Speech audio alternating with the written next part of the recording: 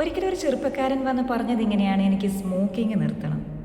ദിവസത്തിൽ ഒരു 10ഓ 15ഓ ഒക്കെ വലിച്ചിരുന്ന അദ്ദേഹത്തെ സംബന്ധിച്ചിടത്തോളം പുറത്തു നിന്ന് ഒരാളുടെ സഹായം വേണമെന്ന് വിശ്വസിച്ചിരുന്നു. അദ്ദേഹത്തിൻ്റെ ആ വിശ്വാസത്തെയും ഇമോഷൻസിനെയും കടന്നു പോകുന്ന സാഹചര്യങ്ങളെയും ഒക്കെ വാലിഡേറ്റ് ചെയ്യേണ്ടത് ആവശ്യമായിരുന്നു. സംസാരത്തിനൊടുവിൽ സ്മോക്കിംഗ് ഒരു 5ഓ 6ലേക്കോ ഒക്കെ കുറയ്ക്കാമെന്ന് തീരുമാനമുണ്ടായി.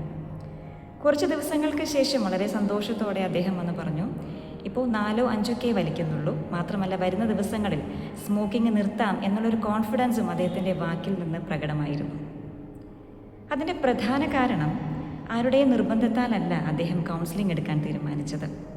അത് അദ്ദേഹത്തിൻ്റെ തീരുമാനമായിരുന്നു. It was his choice to quit smoking.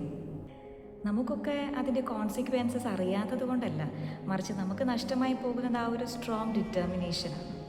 ഒരിക്കലൊരു കാമുകി തൻ്റെ സുഹൃത്തിനോട് പറഞ്ഞതിങ്ങനെയാണ്, എത്ര സ്നേഹമുള്ള ഹൃദയമാണ് നിൻ്റെ, അതേറെ കാലം ആസ്വദിക്കണമെന്ന് ഞാൻ ആഗ്രഹിക്കുന്നു. പക്ഷേ നീ കൂടെ കൂട്ടിയിട്ടുള്ള ഈ ലഹരി അതിന് അനുവദിക്കുമോ ഇല്ലയോ എന്നെനിക്കറിയില്ല. Thank you.